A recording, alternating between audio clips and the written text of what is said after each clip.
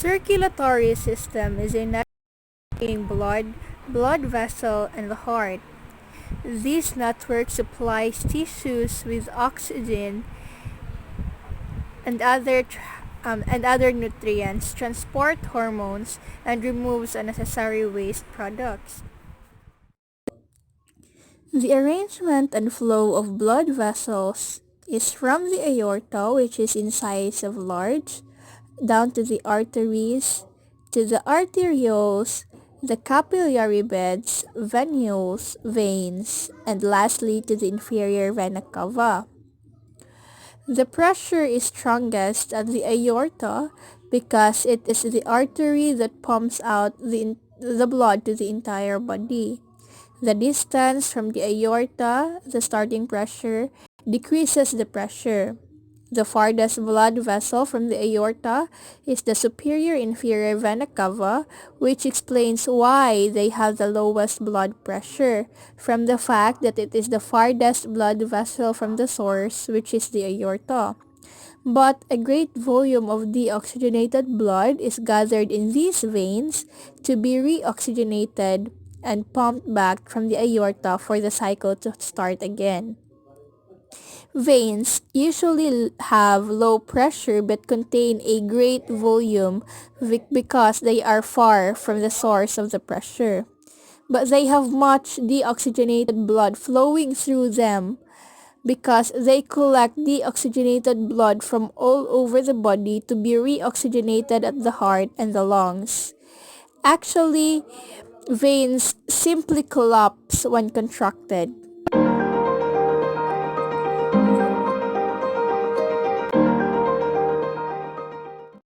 Using the equation P is equal to Q times R, this explains the relationship between the blood pressure and these factors that are the heart rate, blood volume, and the blood vessel diameter.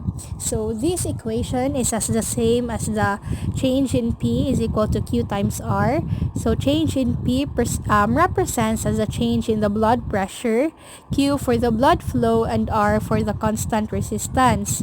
So the heart rate is part of the blood flow, which is quantitate as the Q. So it is the stroke volume times the heart rate.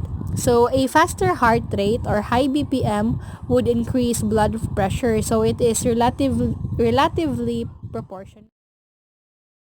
So for the blood volume, as it is part of the blood flow from the stroke times the heart rate. So the more volume of blood you have in your circulatory system, the greater the pressure. So for the blood vessel diameter, it is not stated in the equation, but let's just use the common sense or the Boyle's law equation, the P is equal to V times time. So if the blood vessel diameter is small, the pressure would increase. Simply that the smaller the blood vessel is, the greater the resistance of flow, which increases the pressure.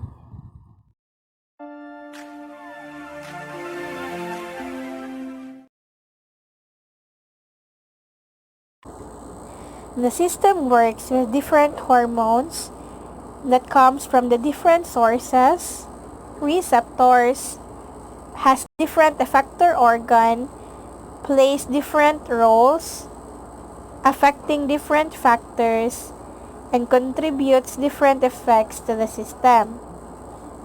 First is the ADH.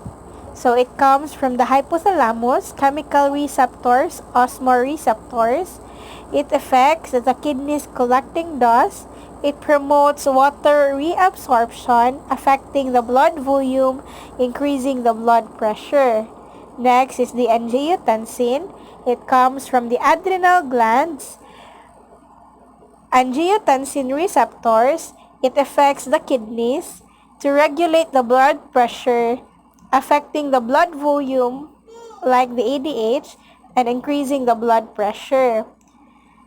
Aldosterone, on the other hand, comes from the adrenal cortex, from the stretch receptors. The same with the angiotensin. The effector organ of aldosterone is the kidney. It increases sodium and water reabsorption, affecting the blood volume, increasing blood pressure. The epinephrine, which is the very common hormone, it comes from the medulla of the adrenal gland, from adrenergic receptors. The effector organ of the epinephrine is the heart, which increases cardiac output and heart rate. Affecting the heart rate, it dilates blood vessel and therefore raising blood pressure. The last hormone is the atrial natriuretic peptide. It comes from the cardiac atria, volume receptors. The effector organ of the hormone is the kidneys. It is for the homeostasis, affecting the blood volume and reduces atrial blood pressure.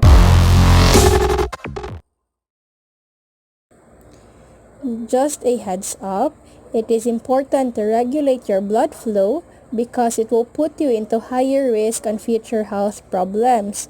For high blood pressure, it causes you to put extra strain on your arteries and on your heart, which leads you to have an arteries become thicker and less flexible. They will become more narrow, making them more likely to be clogged up. It leads to a heart attack, stroke, kidney disease, or dementia. For low blood pressure, it can cause dizziness, weakness, fainting, and a risk of injury from falls.